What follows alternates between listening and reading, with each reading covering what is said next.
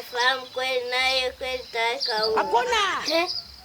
Huru. Kwa hiyo tuko huru hata kwenye kutumwa. Inawezekana, maana huru ni huru tu. Kwa hiyo mama akinituma dukani namwambia mama nimekombolewa, niko huru kwenye kutumwa. Huwezi kupinga namna hiyo. Manko mwenye uwanja wake kaingia vizuri sirojea zenu. Hii ni maajabu. Hata ankiga najadili nini sasa? Sasa ulikuwepo? Ulikuwepo. Huru ni wa nini? Kumbe mnajadili habari ya uhuru. Kasongo yeye. Uhuru wa kihistoria, Mombali nanga. Wa kitaifa, Kasongo mbona jiografia, kielimu na hata kiuchumi. Huo ndo uhuru. Songa libala. Oh yeye. Kwa hiyo anko, tuko hata huru kuto kufanya homework. Huo sasa ndo uhuru sasa. Mbona wewe? Uhuru sasa huo wa homework ndo uhuru sasa wa kielimu ndio uzungumzia. Ngoja kwanza nikae kwanza niwape elimu.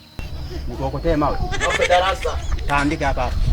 Ibra. Furumua. Mama. Kutume. Mama ukolu umeniweka huru. Niko huru kwenye kutumwa. Wewe. Uhuru gani huo? Niache nachanganyikiwa mjukuu wangu kweli. Anko, ile andiko liko kwa kitabu gani? Niache nachanganyikiwa mjukuu wangu kweli. Ni Ufunuo kwa Galatia 12. God have mercy upon us. Nimekwambia hivi. Uwangu. Amna. Dissolve. Tuko kwa kitabu cha Injili. Kweli unachokisema. Nilisahau. Ni Injili ya Isaya 13. Unacheka nini? Au nanuka? Sema kimeumana. Kimeumana. Kitu gani kinaendelea hapa? Sasa ulikuwepo? Ulikuwepo?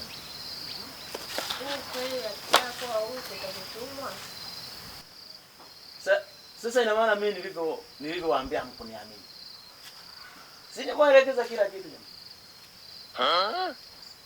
Hapana.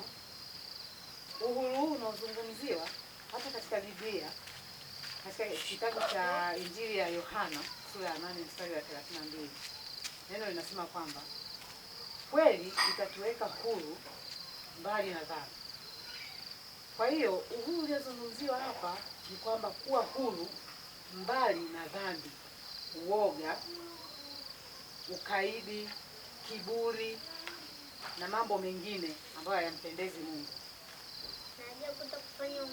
Hakuna. Sasa hiyo hivu kutokufanya homework ni ukaidi. Unakaidi kile ambacho umeambiwa na mwalimu. Kwa hiyo pia ni dhambi. Hautakiwi kufanya hivyo. Huu huru tuliozungumzia hapa unatufanya kuwa huru ndani ili tuishi vizuri. Si mnaelewa vizuri hapo watoto?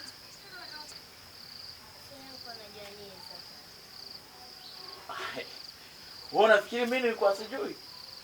Mimi kila kitu najua. Mimi